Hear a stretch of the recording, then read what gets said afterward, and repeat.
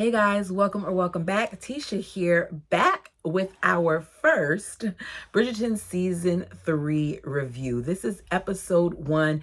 Do me a favor and hit the like button. It does help the channel. So I'm finally here after finally watching Season 3, Episode 1 and taking my notes. Now, there may be parts that I have left out that you want to talk about. If so, please feel free to leave it down in the comment section because I will respond, okay? I've been told that this season is going to be kind of focused on Colin, but I'm wondering about Francesca because we're seeing her too. And we don't normally get as much of her. So this is going to be interesting. All right, so let's begin. So people are outdoors and the delivery boys are delivering scandal sheets. And we hear from our favorite narrator. Dearest gentle reader, we have been apart for far too long. At last, London's fashionable set has made its return. And so too has this author. We hear Lady Featherington say, "It's good to be home," and Penelope say, "Yes, it is." And Penelope looks excited despite everything that has transpired in the last couple of seasons. And one of those reasons may be because we see her seeing all these copies of Whistledown being handed out, and everybody, men included, are looking at them as they walk through the town, okay? Lady Whistledown continues. As this season begins, the question on everyone's mind is, of course, which newly minted debutante will shine the brightest? The crop this year appears to be rather dazzling. There is the exquisite Miss Malhotra, said to be quite a catch. Miss Stowell is thought to be a most accomplished young lady. The mild-mannered Miss Hartigan will certainly appeal to genteel suitors. And there's Miss Kenworthy, is a welcome entry, brimming with confidence and charisma. And then there's Miss Bear again, who certainly stands out in a crowd. And we hear that particular young lady as she is happy to see her name written in this pamphlet, and she's snorting while chuckling. So Whistledown is still very much so the talk of the town. And let us not forget, should we all need a little excitement, there is another Bridgerton making her debut this year. At the Bridgerton house, we see a familiar scene with the door closed and some of the family members waiting for Francesca, who they mention is extremely quiet while she's getting ready. Of course, the ice cream truck will go by while I'm doing this, but I'm going to continue. So there's Lady Bridgerton, there's Hyacinth, there's Gregory, there's Eloise, and there's Benedict. And Lady Bridgerton has her ear to the door as she's listening, and Kate and Anthony, the Viscount and Viscountess, arrive. And they think they're waiting for Francesca, but Kate is like, the music that I'm hearing is probably Francesca in another room. And she is. And she's playing the pianoforte. So she looks beautiful. And it's clear that unlike the others in the past, she does not seem nervous, okay? To the point where she tells her mom, like, this is just another day. I went for a walk. I had breakfast. Now I'm enjoying playing music. And she's playing, her different songs as her mother keeps calling her name. And once they get up and they prepare to leave, Benedict is like, Mama, you do know that she was playing Mozart's funeral march. So I'm like, okay, Francesca's going to have a little dry sense of humor. I'm going to like that. So Lady Whistledown continues. Debutantes aside, there is also the question of which gentleman will reveal himself as the prize of the season. For our young ladies will certainly need some dashing at whom to set their caps. Someone dashing at whom to set their caps. Whoever it is that makes the finest match this year, let us hope that their pairing brings some titillation. This is where Penelope looks as all of the Bridgertons are leaving the house, and a carriage arrives and we see a bunch of ladies swooning and making all types of noises. And who is coming out of the carriage and picking up a glove but Colin? I don't know what it is about these male leads and what Netflix production, whoever does to them during their preparation for them being the star of the season. But it's like they have this crazy glow up that happens and they look good. Now, that actor was always attractive, but there's something different that's happening with him this season, and I can dig it. So Colin sees Penelope. They look at each other, but nothing is said. Lady Whistledown continues. For of the status quo, this author quickly grows weary. So we see all of the brothers together as they head to the palace, and they're all noticing that Colin is different, and they're letting us see it too, because there's even a scene where Colin is in this place, taking off in the carriage, taking off his shirt and changing it and stuff, and even his brothers are looking like, okay, he looks like more of a man. His appearance isn't only different, but his personality is different as well. So the debutantes are called in, and the queen looks like she is truly bored. I can't help but notice how much more vibrant the colors appear to be, how it looks like they're shooting with a different camera, how there are more people on set, how there is more diversity. At one point, I even saw someone who was signing and they said ASL and they told us what she was signing. And I think that's really cool that they're putting all of this into, what we're watching. So as Colin and Eloise watch the debutantes, he looks at her and says, since when did you start wearing so many ruffles? And she says, it's the style of the season, which immediately lets me know that Eloise is going to get on my nerves this season, because she's never been worried about her style or her appearance. And I just want her to be her, whoever that is. As the ladies wait to be called, we realize that Francesca really is different. She's looking at the marriage market as this practical matter, where we all know that Lady Bridgerton wants her to find a love match, like she did, and like Daphne did, and like Anthony did. Her name is called, and all look on. And everybody is surprised because the queen does not look impressed.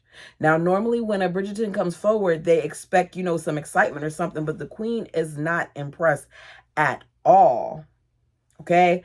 While the queen's not being impressed by Francesca, everyone else, all the other ladies in the room, are being impressed with Colin, because he's getting stares from the ladies and even proceeds to wink at one of them. So I'm like, okay, the humble Colin is gone. I'm seeing a lot of Anthony-like characteristics here, but we'll see what happens. So back at the Featheringtons, we find out that both sisters now are married, as they compare whose wedding was better. So I'm saying, okay, you're married and your immaturity has not changed. We find out that the wedding of Prudence was paid for by Aunt Petunia. But we learned that this is a lie. Not that I believed it when she first said it. I said out of all names, we're going to call the lady Aunt Petunia. So Lady Featherington has covered up the fact that she robbed the town by saying that Jack Featherington, or Lord Featherington, fled with the money, but her aunt happened to pass, and as a result left them with a large sum of money, right? Back outside, we see the different sets of ladies and the groups, and Penelope is all by herself. We know that normally Penelope would be with Eloise. So it's clear that both Penelope and Eloise have probably not spoken since they got into that fight in her room where she discovered who Penelope was. To make matters worse, they look at each other and have eye contact with one another when Cressida comes out and says, if it isn't Penelope Featherington, back in a dress the color of, and at that moment, Eloise interjects. Part of me wonders if she did this to prevent Cressida from hurting Eloise's feelings, or if she did it because she was genuinely just trying to look out for her friend. Because there are times where I'm like, okay, Eloise, what are you doing? But throughout the episode, you could see there were instances where she still, despite saying that she doesn't want to be her friend, was still trying to kind of look out for her. They tell each other that They've been looking for one another, and they proceed to walk away as Penelope looks on, arm in arm. That's a bit much for me. I don't understand how you go from not liking a girl to defending the girl, to walking with that girl, and then watching as that girl finds various ways to torture someone that used to be your best friend, right? So we find out that Kate and Anthony have been away on the honeymoon. I don't understand how many honeymoons they have to have, because I thought at the end of season 2 they had just came back from their honeymoon. So I guess they want another one. I don't know. We hear Lady Bridgerton say, 1 week returned from honeymoon, and already my son has left you to fend for yourself. And Kate laughs and says, our time away means Anthony has a stack of paperwork grown nearly to the ceiling. With luck, he'll be caught up by the first ball. Let us hope so. Lady Bridgerton says, with 2 sisters out in society this season, the work has only just begun. Kate says, she seems rather composed, does she not? Quite practical as they look at Francesca. And Lady Bridgerton's like, she is, but practicality is quite the opposite of love. And Kate is like, okay, well, what about Eloise? And Lady Bridgerton says, I do not understand this new friendship, as she looks at her with Cressida, and neither do we. She says, but I spent enough time last season trying to assist her until my assistance nearly drove her outside society. So I'm not interfering for now. Kate says, you always see your children so clearly. I hope to be half the Viscountess you are. Whew. Well, then here, after she says that, Lady Bridgerton lets Kate know that she's going to move into a different house when she finds one, and she's sorry for the delay. And I didn't even think about the fact that she's expected to move out now that they're married. So Kate basically let her know, like, look, there's no rush. In India, mothers stay in the home long after the wedding, so you don't have to worry about hurrying up and rushing off. And I'm like, okay, these women are replaced so easily, because this was her home with her husband. And because her husband passed, it got passed on to her eldest son. And now that her eldest son is married, she's expected to get out of the home that was originally hers with her husband. I don't like it, but I guess this is how, they're doing things. So Lady Danbury shows up looking beautiful. Her and the Bridgertons discuss the Queen's absence while we continue to see Colin flirt with all the ladies. It is a little cringy to me. He's tossing out compliments left and right to not one but all of the ladies, saying things like, you all are flowers in bloom, such an array of beautiful ladies. Men will be fighting over you. I cannot compete. I laughed when he said it because I felt like he was trying too much. Flattery is nice, but don't run lines on me. One of the things that I liked most about Colin before was that he just seemed to be okay with being himself. And I think the closest we get to this is seeing him around Penelope.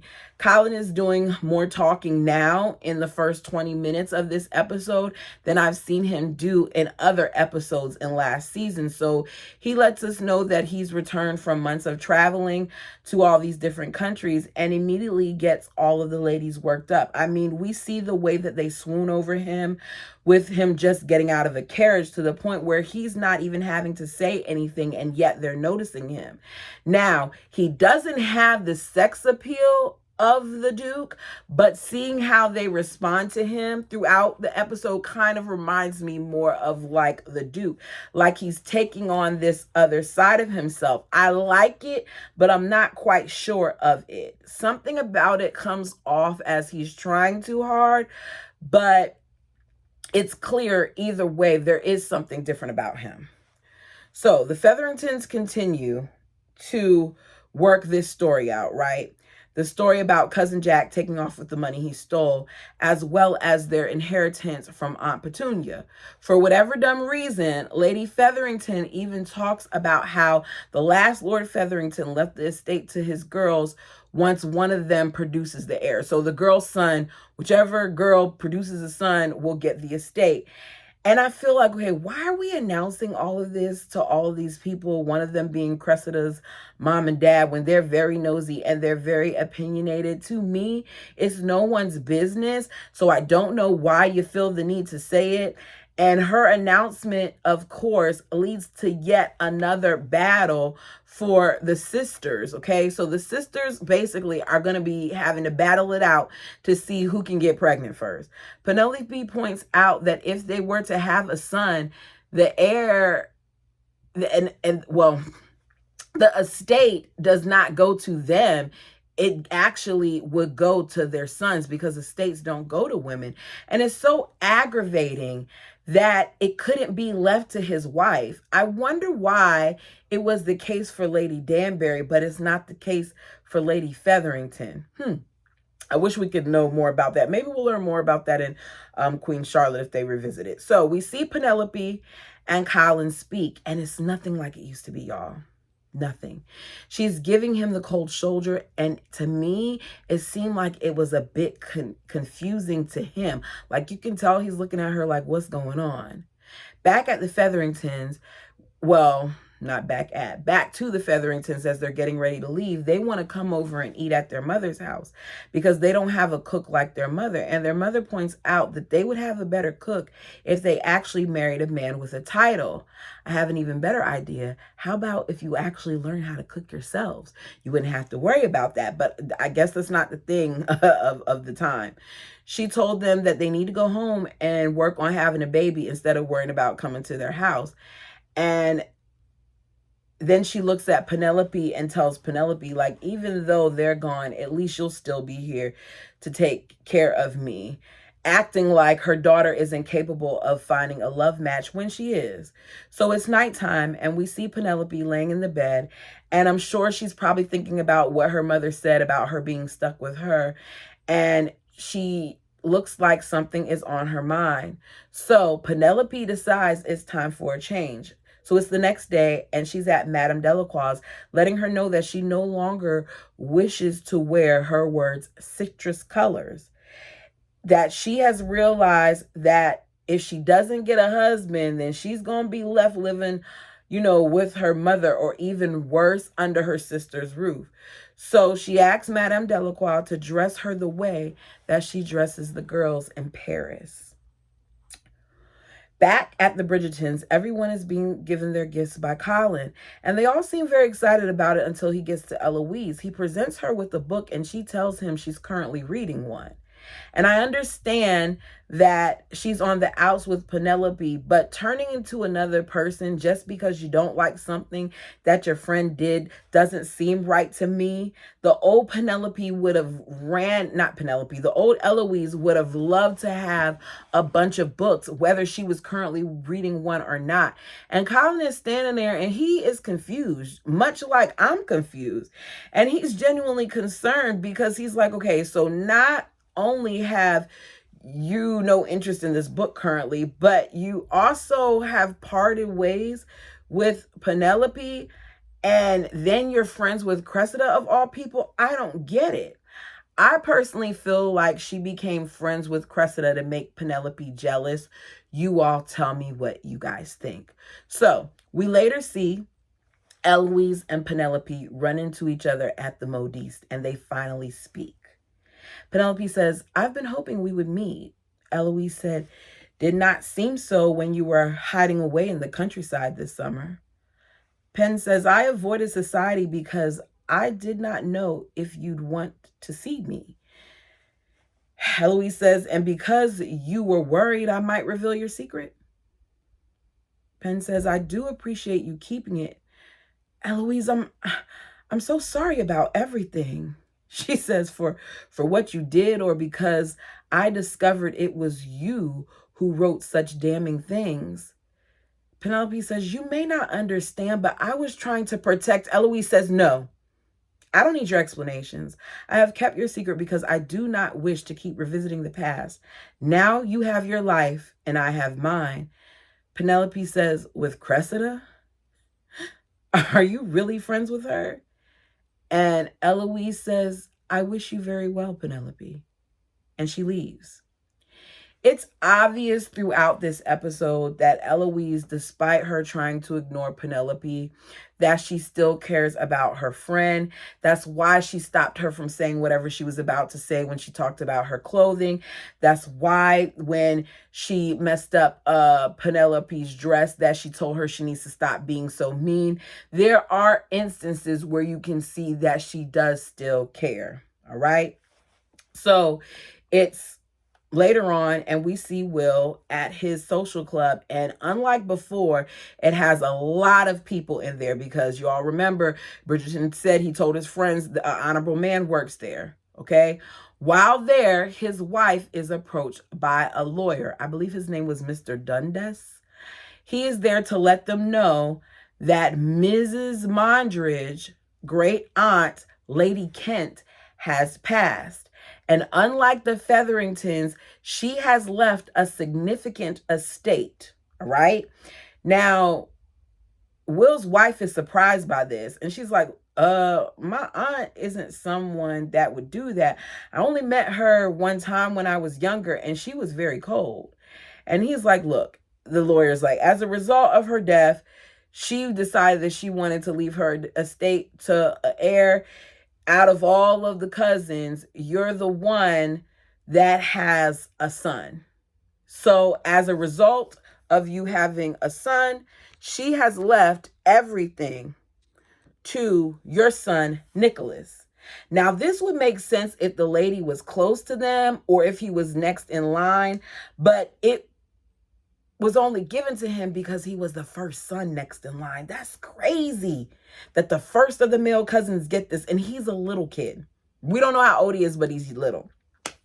As a result, Nicholas is now set to be the next Baron of Kent, which means, unlike Will, his son Nicholas now has a title, and that title doesn't involve Will's last name. So I'm like, okay, this is going to be interesting. Okay.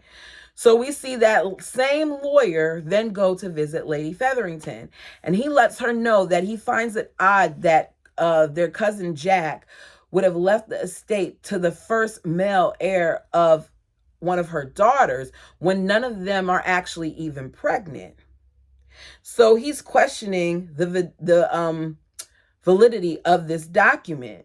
So now one of those girls is really going to have to produce not only a baby, but a boy before he finds out this thing is fake, because he plans on looking into it a little bit more. Right? We then get to see Kate and Anthony, and they're busy trying to make more babies, but she doesn't want to be loud because of the other people in the house. She later talks to him about how for once they should put themselves first because they've always put other people first. You said that your brother Benedict did a great job with the books. So since he did a great job with the books, why don't we go ahead and allow him to do that and allow your mother to continue to stay here, and we shouldn't rush her off because she does such a great job at being Viscountess, and then we can extend our honeymoon, which is nice because it allows Lady Bridgerton more time to stay in her home and adjust to the fact that she's eventually will have to leave, but Kate isn't trying to force her out. And I love that. And seeing them interact, it does seem like they get along well. So we see the preparations are underway for the first ball of the season, which is always going to be at Lady Danbury's. And the ball begins. It's the usual dancing and talking. And we see Cressida and Eloise, and she talks about how dull Cressida does the season has been. And because of how dull it's been, that Lady Whistledown probably is not going to have anything to speak about. And just as she says that, walks in Penelope with the Featherington clan, and you hear one of the gentlemen ask for her coat, because I guess she didn't check her coat in the coat check. And she takes it off, and all eyes are on her. She is wearing this beautiful emerald green that looks phenomenal on her skin. And this is what I call an improvement, a glow up, a leading lady. Like, she looked beautiful. So she's out of the citrus colors that wash her out, and she's into a bold color that shows off her eyes and her beauty. And she really, really does look beautiful. She gets some major attention. So much attention that at one point, for whatever reason, the Featherington sisters and their husbands think that they're the ones being stared at when it's not. And then when they realize that it's Penelope, they're so dumb that rather than complimenting her, they talk negatively about what she's wearing because it's just too hard for them to give the girl any compliments. So as she's walking, you see the different men looking at her, and one of those men happens to be Colin. 3 men approach her at once and talk to her about her striking gown, which is definitely a compliment. This is the first time we've seen this happen for Penelope, but she's awkward and she's shy, so it doesn't really go that well. We see this is happening a little bit too with Francesca. As Francesca is being asked questions, she too looks uncomfortable. And at some point, she, says, my brother is wished to speak to me. And she goes and tells her brother she needs a minute. And then we later see her and Penelope stand at the wall and they talk about it. And Francesca lets her know that she feels like she's being analyzed at every turn and she doesn't like it. She says, I expected to have conversation, not inspection. And it's true. It's what happens a lot of times in these settings is that the women have to act like they're perfect and answer all these questions about what they do and don't do, what they like and don't like, what they're passionate about, what they play, all those other things. Meanwhile, the men don't have to do those things. All they have to do is have a title maybe, or be able to somewhat provide, because after all, when they marry, they get that lady's dowry, which is crazy to me. Anyway, so she's left by herself when Francesca is eventually asked for a dance, and she goes to the table, grabs some ice cream, puts too much in her mouth, and Lord Dublin sees her and her, expression, talks about how other people are looking at her, and they have a decent conversation where he actually compliments her and she begins to laugh. Now, Cressida hears and sees this and proceeds to be the hater that she is and embarrasses her by stepping on her gown, which tears the bottom of her dress. And she tells her it's a pity she didn't choose something sturdier. I couldn't have lived in this society, because if Cressida stepped on my dress like that, I would have took my hands and politely ripped off one of the ruffles, lace, beading, whatever she had that was closest to me and say, oops.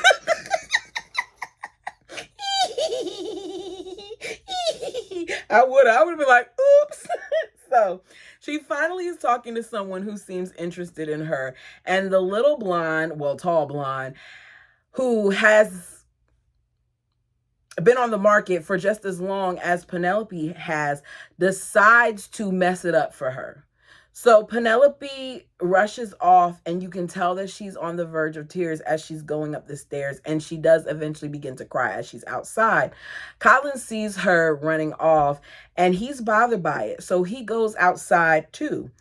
And he's basically there to make sure that his friend is okay. And Penelope doesn't hold back. He says, why are you leaving so soon, especially in such a charming dress? And she says, don't mock me, please. He says, mock you? I assure you, I'm quite serious. The color rather suits you. She says, good night, Mr. Bridgerton. He says, do you not need a chaperone? She says, spinsters don't need chaperones. And he laughs and says, you are not a spinster. She says, I am in my third year on the marriage mart with no prospects. What would you call that? Colin says, is something wrong, Pen? Between us? I mean, I wrote to you this summer, as I always do, and, you did not respond. Admittedly, very few did, but if you're going to make me say it out loud, I miss you. Now, old Penelope would have been really excited about him saying that, would have swooned, would have immediately fallen into his, smile or his tone or his sincerity. But this new Penelope isn't feeling it. She said, you miss me? You miss me? But you never court me, is that correct? Colin says, she says, I overheard you at my mama's ball last season, telling everyone how you would never court Penelope Featherington. Colin says, perhaps we should talk somewhere more private. She says, because I embarrass you? Of course you would never court me. I am the laughing stock of the tongue. Even when I changed my entire wardrobe, it never occurred to me that you, of all people, could be so cruel. And just as she's finished telling him about himself, she leaves. And you can see that he is bothered and shocked by what she says. And I can say, okay, I can tell that he does care about her and he does not want to see her in pain. So we see her go home, and then we see that feather moving. So we know that Whistledown has a lot to say. Now, what she's going to say, we'll find out later on. So it's the next day, and Penelope gets a visitor, and it's Colin. He apologizes for what he said, says he's a different person now, assures her that he's never been ashamed of her, and tells her that, he seeks her out at any gathering. He says, I know you will lift my spirits and make me see the world in ways I could not have imagined. You are clever and warm, and I am proud to call you my very good friend. And as he's talking, I'm like, okay, this is the Colin that I like. 17 countries or not, at his core, Colin is the person, as I said earlier, that I most recognize who he is when he's with Penelope. I just see the love there. So Penelope tells him how frustrating this debutante situation has been for her over the years, because what comes so naturally to others is hard for her. She feels like she won't find a husband. And Colin tells her, don't worry about that. I can help you. So he's going to give her lessons and teach her how to be irresistibly charming, and they shake on it. When they had this conversation, I was chuckling because I felt like she doesn't need lessons. All she needs to do is be herself. Penelope is beautiful, and the sooner she gets away from people like her mother, then the sooner she'll be able to be exactly who she is and who she wants to be. Because I feel like a lot of times they set her up for failure. Look at the way that she dresses them. Why would you put those colors on a redhead? It just makes no sense. Not that combination. You don't do things to flatter her. So Colin leaves, and then the latest Whistledown scandal sheet arrives, and we see a little panic on Penelope's face, and I said, oh boy.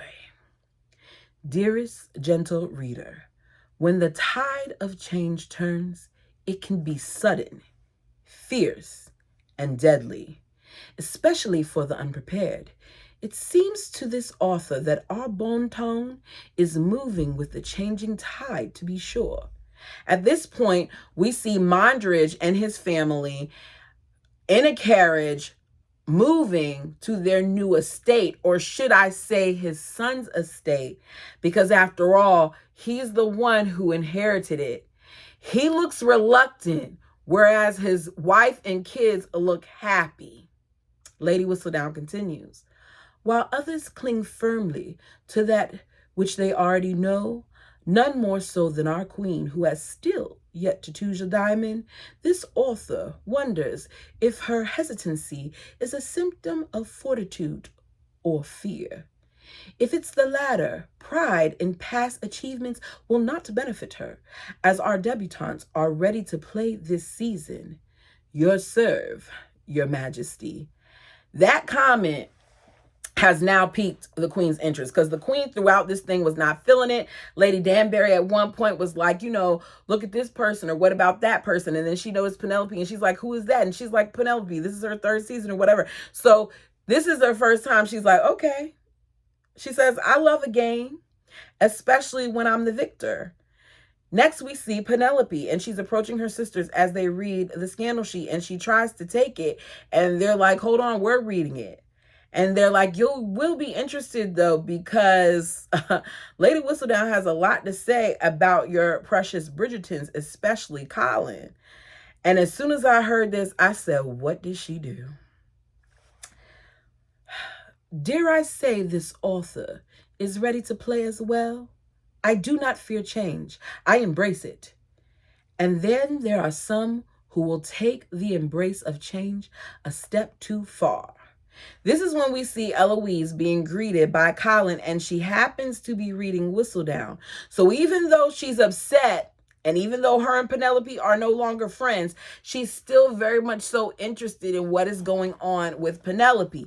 Because why else would you be reading this sheet if you know who the author is and you don't care for her? And you were trying to, at one point, kind of hide it from your brother. So, dare I say? No, I already read that. And then there are some who take the embrace of change a step too far.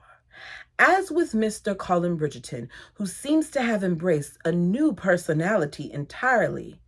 But one must wonder, is this new character the real him or simply a ploy for attention? And does Mr. Bridgerton even know? So as he's reading this, Colin claims to not care about what Whistledown has to say about him, but he does have a problem about what she said in the past about Ms. Thompson and about how what she said last season about Eloise almost ruined her. So Eloise is like, well, do you have a clue who it is? And he says, no.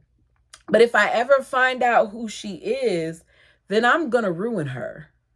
And I was like, oh boy, this is going to be an interesting season.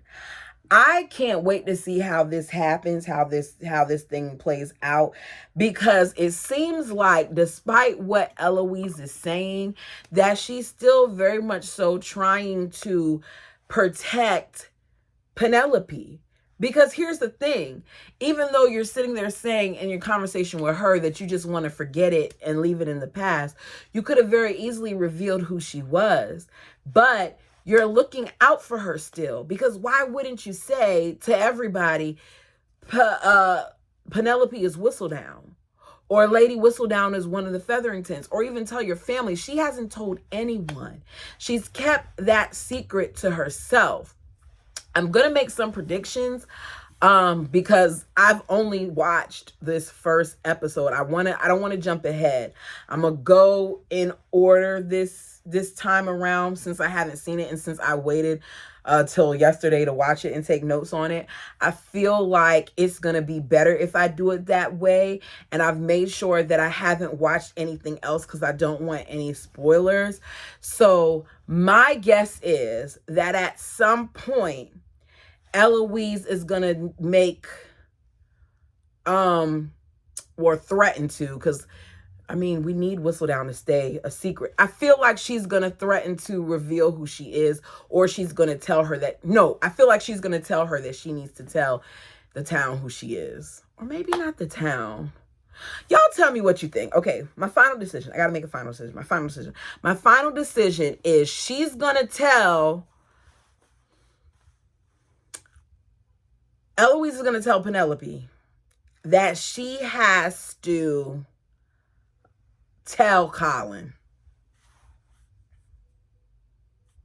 Yeah. Tell me what you think. Put it down below. Also, what was your favorite scene of this situation?